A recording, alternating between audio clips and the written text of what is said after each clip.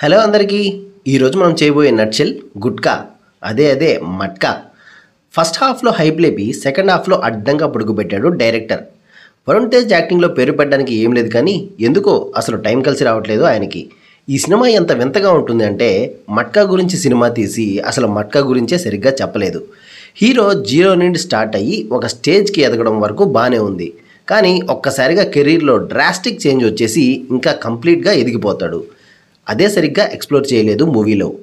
ఆ క్లైమాక్స్ అయితే రాడ్ రంబోలా. అసలు ఎందుకు తీస్తున్నాడో ఏం తీస్తున్నాడో డైరెక్టర్కైనా తెలుసు లేదో, కానీ ఆ క్లైమాక్స్తో మూవీని ఎటేటో తీసుకెళ్తాడు. అన్వాంటెడ్ సీన్స్, ఇల్లాజికల్ సీన్స్ ఈ సినిమాలో చాలానే ఉంటాయి. రండి నట్షెల్ స్టార్ట్ చేసేద్దాం. హీరో చిన్నప్పుడు తిండికి కూడా గతిలేని పేదోడు. వాళ్ళ అమ్మ దగ్గర అన్నం లాక్కున్నాడు అని ఒకడిని కొట్టి చంపేస్తాడు. ఏం మాట్లాడుతున్నావురా, నరాలు కట్ అయిపోయింది. చలో, నాకు కనెక్టివిటీ దొబ్బింది. సినిమా ఓపెనింగ్ షాట్ చూసే సినిమా దొబ్బేస్తుందని గెస్ చేసేసా నేను.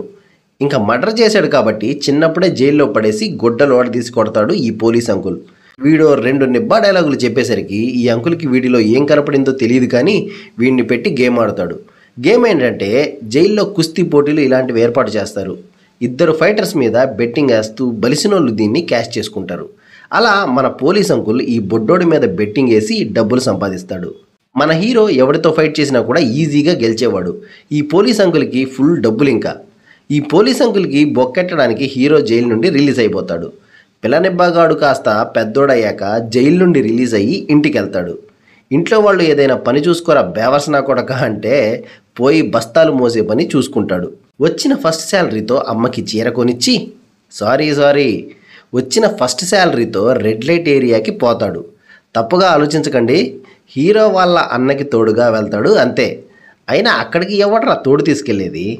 ఆ రెడ్ లైట్ ఏరియాలోనే హీరోయిన్ని ఫస్ట్ టైం చూస్తాడు. మళ్ళీ తప్పుగా అనుకోకండి, హీరోయిన్ వాళ్ళ అక్కకి తోడుగా వస్తుంది అంతే. సరిపోయారు ఇద్దరును. హీరోయిన్ వాళ్ళ అక్కకి ఫిట్స్ ఉన్నా కూడా డబ్బుల కోసం కష్టపడుతుంటే హీరోయిన్ మాత్రం బీచ్లో హీరోతో సొల్లు కబుర్లు చెప్తూ కూర్చుంటుంది. నెక్స్ట్ సీన్లో హీరో పనిచేసే ఓనర్ని చంపడానికి కొందరు మనుషులు వస్తే హీరో ఇంకా దొరికిందే ఛాన్స్ అని 50% షేర్స్ అడుగుతాడు. ఇస్తే ఆ మనుషుల నుండి నిన్ను కాపాడతా అంటాడు. ఇస్తా అని చెప్పాక ఆ మనుషుల్ని ఒక్కొక్కడిని ఎత్తి అవతల పారేస్తాడు. అది అంతా బాగానే ఉంది, కానీ ఈ అంకుల్ రియాక్షన్ చూడండి. ఇన్నాళ్ళకి అమ్మోరు మనుషులు కొట్టడానికి విశాఖపట్నానికి ఒక మగాడొచ్చాడు. నువ్వేమైనా ఉప్పలబాలుగాడి బ్రీడ్ వేంట్రా? నువ్వు కూడా మగాడవే కదరా. ఇన్నేళ్ళకు ఒక మగాడు వచ్చాడు, మొనగాడు వచ్చాడు, ఇంకెన్ని రోజులరా ఈ డైలాగులు? విలన్ గాడి మనుషుల్ని కొడితే చూస్తూ ఊరుకుంటాడా? హీరోని కొట్టించి సముద్రంలో వేసేద్దామని ప్లాన్ చేస్తారు. కానీ ఇంతలోనే ఈ కర్రోడు తెల్ల చొక్కా వేసుకుని వచ్చి వీడు నా మనిషి అని హీరోని పట్టుకెళ్ళిపోతాడు. హీరో పనిచేసే మార్కెట్కి లీడర్ని చేస్తాడు. ఎందుకేరా సినిమా దొబ్బింది? ప్రాపర్ రీజన్ ఉండదు, ప్రాపర్ ఎగ్జిక్యూషన్ ఉండదు. 2 నిమిషాల క్రితం కూలీగాడు ఇప్పుడు మార్కెట్కి లీడర్ అయిపోతాడు. రీజన్ ఏంట్రా అంటే ఏం లేదు, ఈ తెల్ల చొక్కా వేసుకున్న కర్రోడు చేసేస్తాడు, హీరో అయిపోతాడు అంతే. ఈ గ్యాప్లో హీరోయిన్ని ప్రపోజ్ చేయడం కూడా అయిపోయింది. ఇంతలో డైరెక్టర్ ఇయర్ మార్చేస్తాడు, హీరో లుక్స్ మార్చేస్తాడు, హీరోయిన్తో పెళ్లి కూడా చేసేస్తాడు. హీరో కొత్త బిజినెస్లు పెట్టి ఎదుగుతూ ఉంటాడు. మళ్ళీ కట్ చేస్తే ఇంకో ఇయర్ వేస్తాడు డైరెక్టర్. హీరో ఇంకా ఎదిగిపోతాడు. ఈసారి ఏదో పని మీద ముంబైకి వెళ్తే అక్కడ ఒక గేమ్ గురించి తెలుసుకుంటాడు. ఇంకా ఇక్కడికి వచ్చి ఆ గేమ్కి మట్కా అని పేరు పెట్టి డబ్బులు సంపాదించడం స్టార్ట్ చేస్తాడు. అసలు ఈ మట్కా గేమ్ ఏంటంటే బెట్టింగ్ గేమ్ లాంటిది. ఒక్కో రౌండ్లో ఒక్కో నెంబర్ చెప్తారు.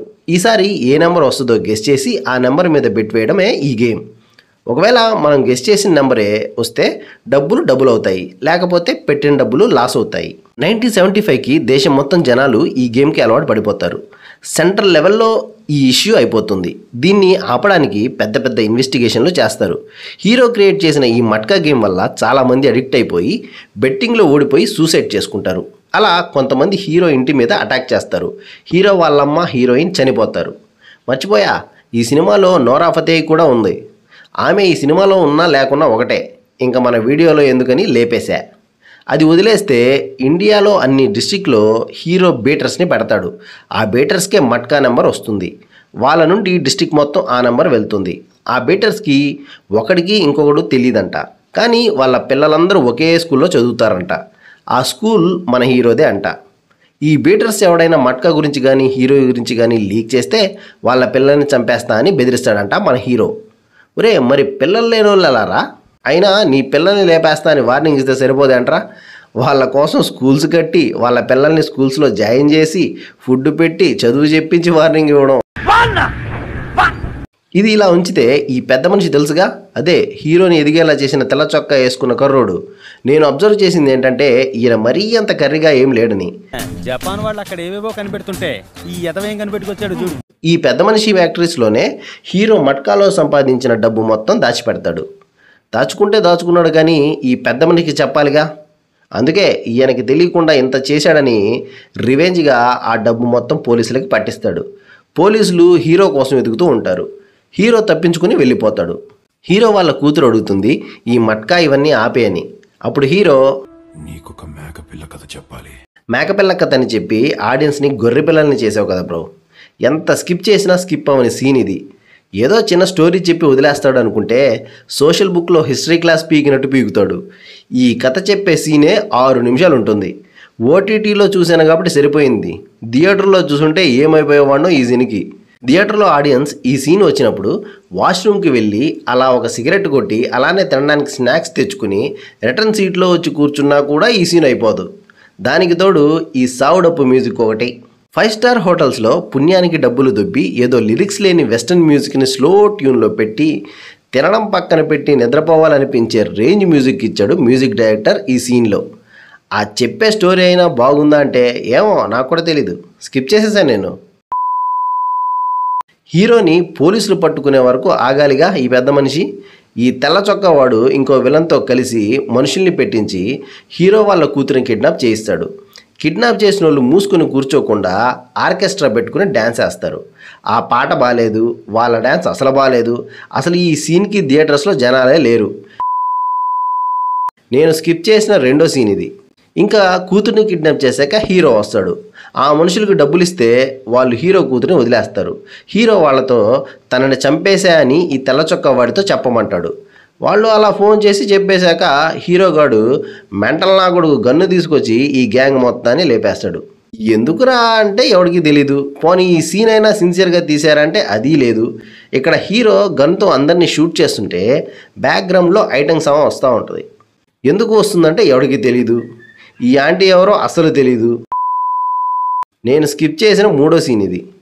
వీళ్ళని షూట్ చేశాక అదే గన్ను పట్టుకుని పోయి ఈ తెల్ల చొక్కా వాడిని చంపేస్తాడు.